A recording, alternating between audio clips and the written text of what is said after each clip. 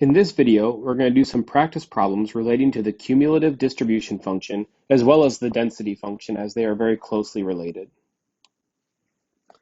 So first question is, we have this function given in blue. We want to determine, is this a density function or a cumulative distribution function? Once we've decided that, we're going to find the correct value of c. Now, one thing that we are going to assume here is that this function is going to keep on going to the right. Is not just that line, but it's going to keep on going. And because of that, we know that this is not a density function because, so we'll write this down, this is not a density function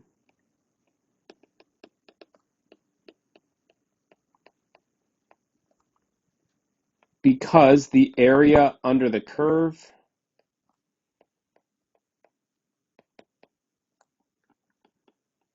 is infinite and not equal to 1, which is more important. Since it just keeps on going to the right, we're never going to have it equal to 1. This is not a density function. A density function has the area is a finite number and that has to be equal to 1. If this function stopped maybe at this point, if we had some more information, we could say this might be a distribution function and we could find it, but that is not the case for this one. So this is indeed a cumulative distribution function. And you might see this written as CDF. So knowing that, we can find the value of c, and in this case, it's actually fairly easy because of something about the cumulative distribution function, and that is that it has to start at 0 and it has to end at 1, which means that since the c value is the end value, that has to be 1. So this is like the end value of the CDF, the cumulative distribution function. All right, if we wanted to find the c value for a density function, we'd have to calculate the area under the curve, and that would include a value of c and set it equal to 1. Next example, a person who travels regularly on the 9 a.m. bus from Oakland to San Francisco reports that the bus is almost always a few minutes late, but rarely more than 5 minutes late. The bus is never more than 2 minutes early, although it is on various occasions a little early. So we're going to sketch a density function, but first let's just note all the information that we're given here. We know that the bus is almost always a few minutes late.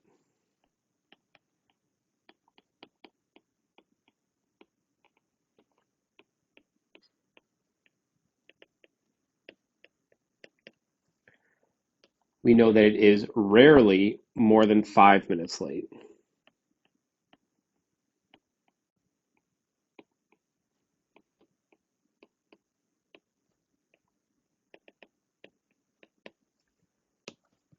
The bus is never more than 2 minutes early.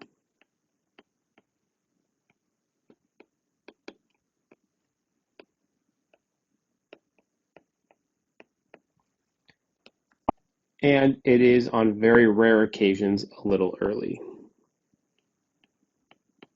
So it is rarely a little early. So we are going to sketch a density function, then we'll answer a question about it. But first, sketch the density function. So let's think about our t-axis here. T-axis is minutes late. And we know that 0 is not the first value because we can be up to 2 minutes early. So that's going to correspond to negative values. If you are negative 2 minutes late, you are 2 minutes early. And we know from the green that it is never more than 2 minutes early. We also know that it can be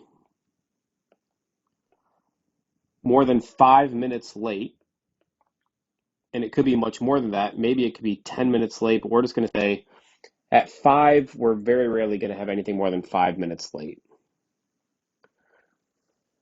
So the biggest part of our density function should be with this first bullet point here that almost always a few minutes late. Most of our stuff should be in between maybe 1 and 3 minutes late. And then it's going to trail off, and it's rarely going to be more than 5 minutes late. And we know that we're never going to be less than -2, and sometimes we're going to be a little bit early. So let me just graph something here. Note we have some y-axis here, but we're not really going to care about the values on the y-axis so much in this problem. So I'm just going to erase that. So we know that we are never more than 2 minutes early, so we're going to have a 0 here. We're rarely more than 5 minutes late, so we're going to have something like this at the end. We can sometimes be a little bit more than 5 minutes late, but very, very rarely, and it's going to go down the more you go. But we are, on rare occasions, a little bit early, maybe sometimes on time, but we're almost always a few minutes late, but never rarely more than 5 minutes late. So maybe something like this. Sometimes we're a little bit early, maybe sometimes on time, but almost always a few minutes late. There's some, this is not an exact kind of function. Your answer might be something different if you try this on your own.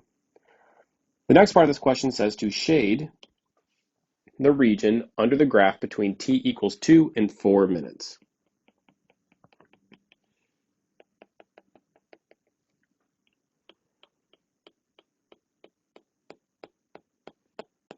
And what this area represents, this region, is going to be the probability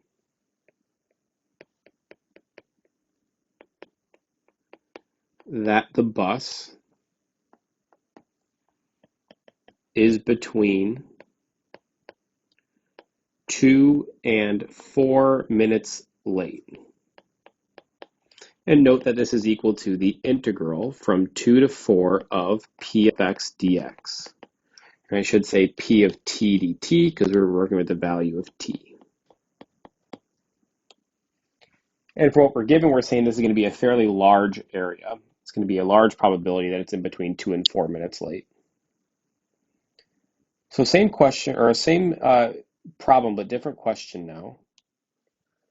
Let's sketch the cumulative distribution function, and we're going to answer some questions about that. So first, I'm going to graph, again,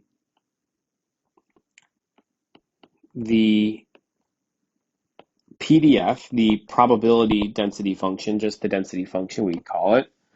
We said it's something like this. And it's not exact, but something like that. So we're going to call this P of t. And we're also going to graph the cumulative distribution function. It's going to have the same t values.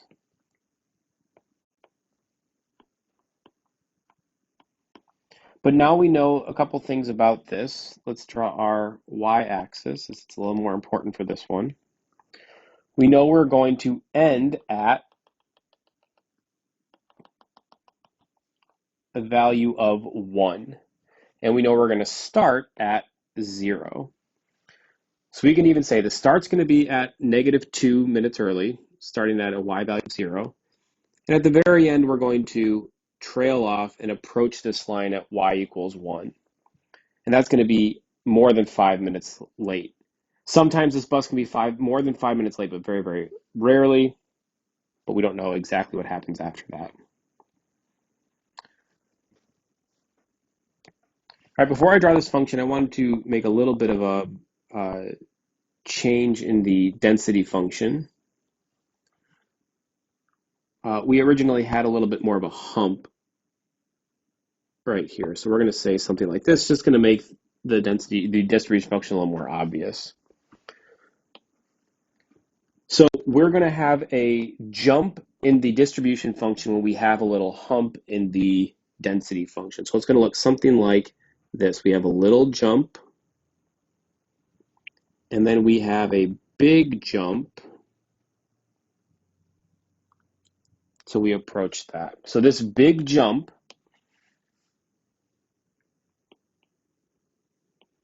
corresponds to this hump right here, right there. That's where the most things are going to happen, and that's shown in the distribution function. And that's what this question is going to ask. So what measurements on this graph correspond to the area shaded? Remember, we shaded the area from 2 to 4. And what we have is what measurements look at those things is going to be the y values.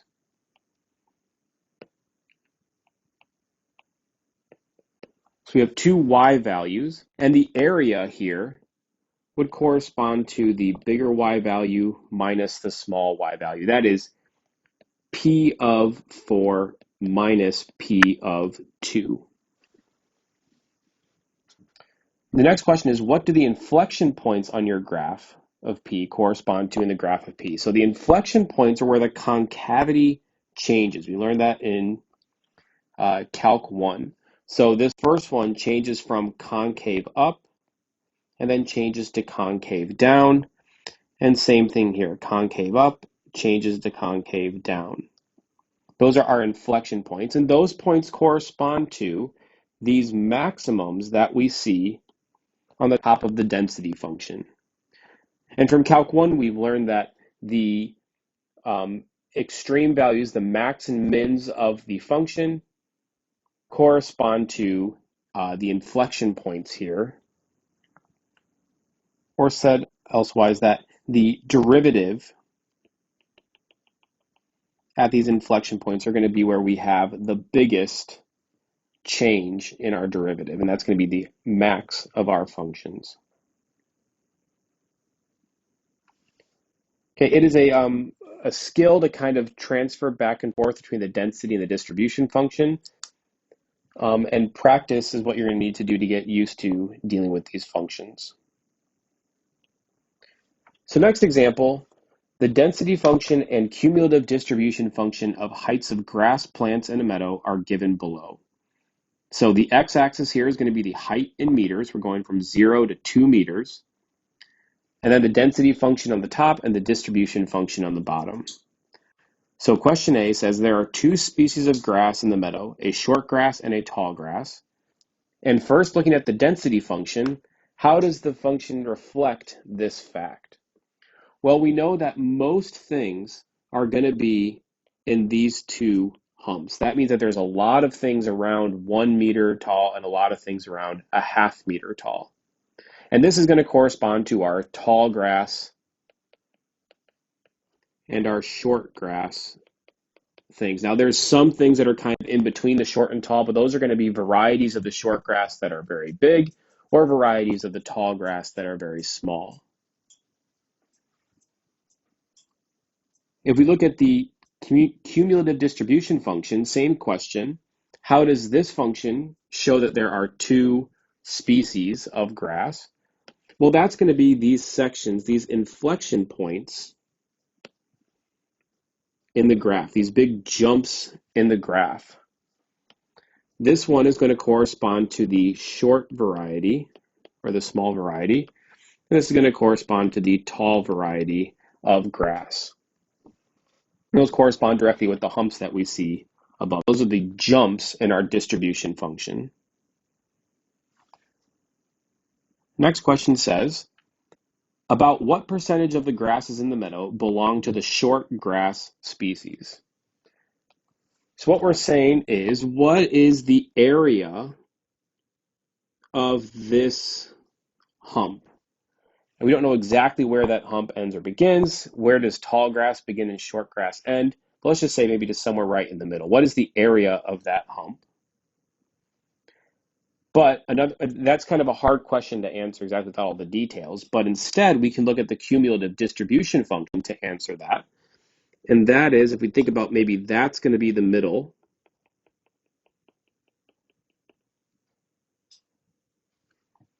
right there, then we're looking at what is this value, and that might be 0.3 here. So that means that 30%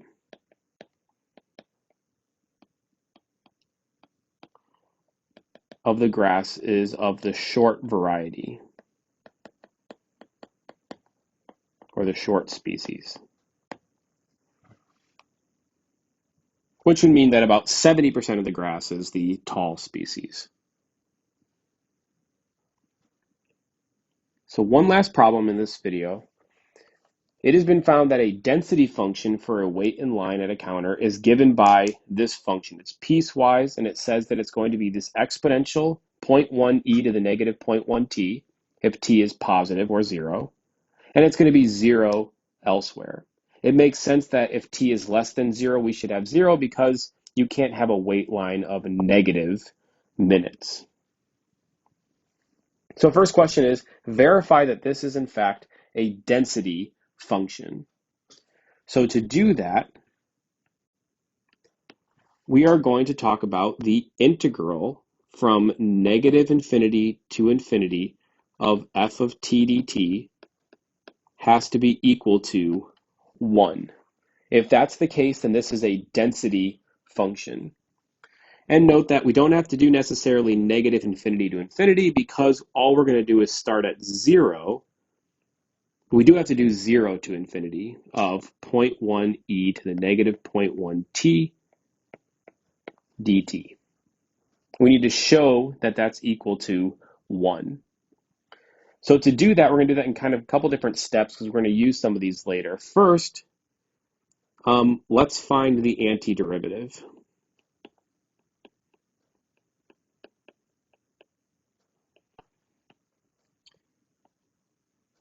I.e., we're not going to think about the bounds. We're just going to think about the 0.1 e to the negative 0.1 t dt. Find this antiderivative, and you may be able to do this in your head, but we are going to use a u substitution of negative 0.1 t. The derivative of that is negative 0.1, which means that du equals negative 0.1 dt.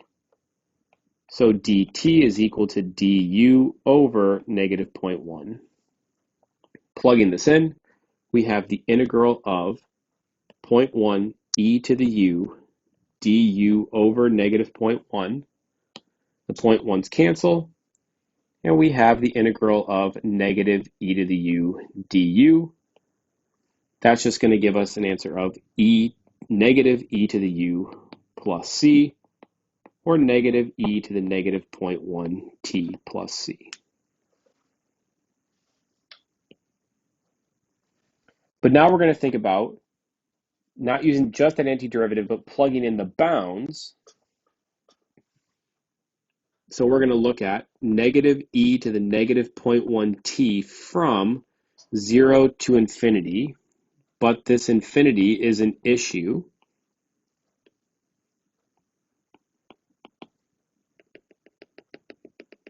Thinking about our improper integrals section, we're going to instead write that as the limit as b goes to infinity, negative e to negative 0.1 t from 0 to b.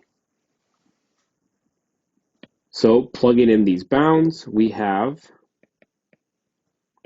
negative e to the negative 0.1 times b minus negative e to the negative 0.1 times 0. So this is going to be like negative e to the negative infinity, and this is going to be e to the 0.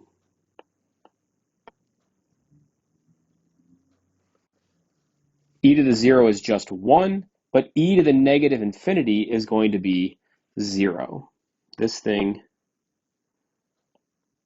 goes to 0. Why is that the case? If you think about the graph of e to the x, and if you let x get toward negative infinity, if we go left on the x-axis, we are approaching the x-axis, which means we're going to be going to 0. Or we can think about e to the negative infinity is like 1 over e to the infinity, which is going to be 1 over a huge number, which is going to be 0. Either way, this limit is equal to 0, and we have 0 minus -1, which will give us our +1, which tells us that this is indeed a density function.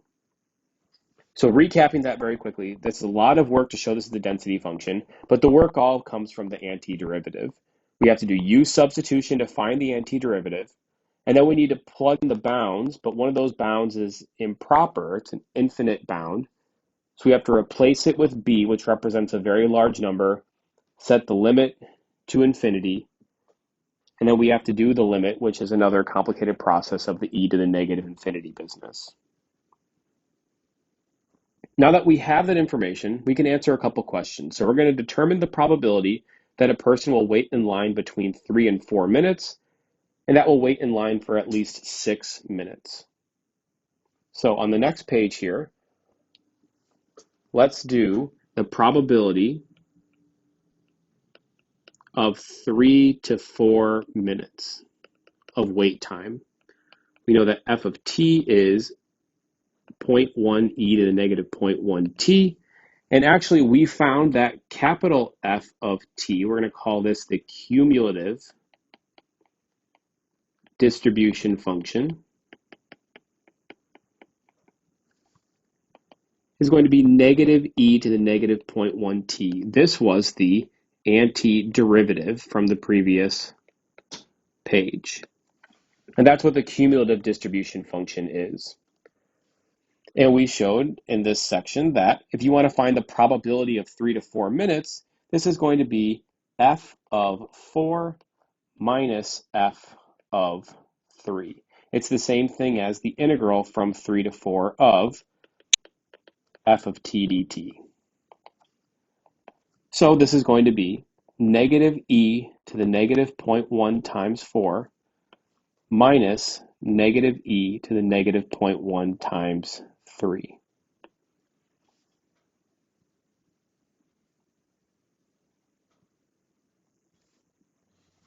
And if you plug this into a calculator, this comes out to be about 0.07. So 7% of the wait times are in between 3 to 4 minutes, or that's the probability that it'll be in between there. The next question asked for at least 6 minutes of wait time. And there's two ways that you could do that. That is, you could say, we could do the integral from 6 to infinity of 0.1 e to the negative 0.1 t dt, which we could do, and that's fine. Or we can say that this is going to be equal to 1 minus the integral from 0 to 6, 0.1 e to the negative 0.1 t dt. If we find out how much is in between 0 and 6, then it has to be 100% minus that to get at least 6 minutes. And that's going to be an easier thing to calculate, not having to deal with the infinite bound. So this is going to be 1 minus f of 6 minus f of 0, which is 1 minus negative e to the negative 0.1 times 6 minus negative e to the negative 0.1 times 0. This comes out to be about 1 minus 0.45, so it's about, which means that our final answer is going to be about 0.55, or about 55% probability that we have at least a 6-minute wait time. So in next week's material, next section, we're going to talk about mean and median, which is our final topic about probability. And we're going to utilize these functions in order to talk about those characteristics of center.